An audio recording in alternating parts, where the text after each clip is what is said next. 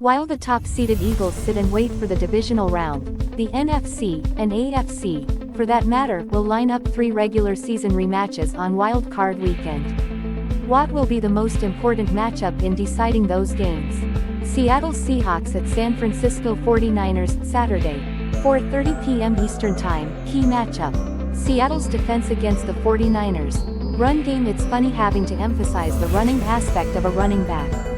But Christian McCaffrey, the best receiving back in the NFL, has turned a mediocre 49ers run game that had been, literally and figuratively, hobbled by injuries into something we're much more accustomed to seeing from a Kyle Shanahan offense. Instead of some former undrafted rookie leading the charge, which has happened so often for Shanahan, this time it's a guy so talented he's carrying a 99 rating in Madden. The 49ers feature a comical amount of explosive weapons.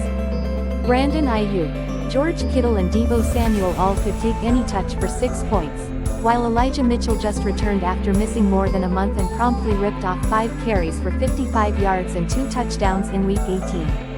This offense has been among the league's best since the McCaffrey trade, even as it transitioned to rookie Brock Purdy at quarterback.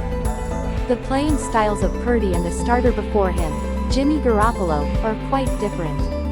Garoppolo likes to hang out in the confines of the pocket come hell or high water. Purdy has about a half-dozen plays per game when he hears sports movie music in his head. The concepts run by the 49ers, however, have not changed despite the shift behind center. The typical equation for stopping a Shanahan offense will be mostly the same for the Seahawks. Force the 49ers to win consistently through the air and force Purdy to make effective decisions time and again when dropping back.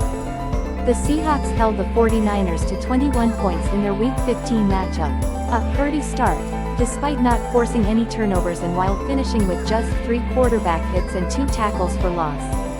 Purdy played well throughout that game, a 21-13 San Francisco win, but the Seahawks did have stretches in which they made the offense a slog for the 49ers. That effort included forcing San Francisco into several third and long spots, 6 third down attempts of 7 yards or more and 4 of 11+ yards. Without a dropped Quandre Diggs pick and an explosive Kittle touchdown, the Seahawks might have been in a tie ball game.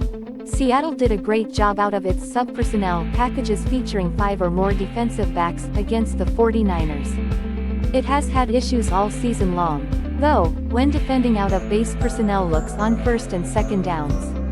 The Seahawks are tied for 28th in EPA per play in those spots, a deficiency that has carried over against a 49ers offense that loves to trot out 21 personnel, 2 RBs, 1 TE, 2 WRs. Shanahan's offense uses that setup on 32.3% of its snaps, the second highest rate in the NFL. It's not an easy ask for Seattle to just become good at something at which it has been below average throughout the year.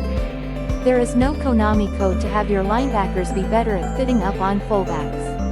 The Seahawks have the talented Diggs and rookie CB Tarek Woolen on the back end to help limit the 49ers' big plays, but their front 7 must force Purdy to drop back and pass on third down.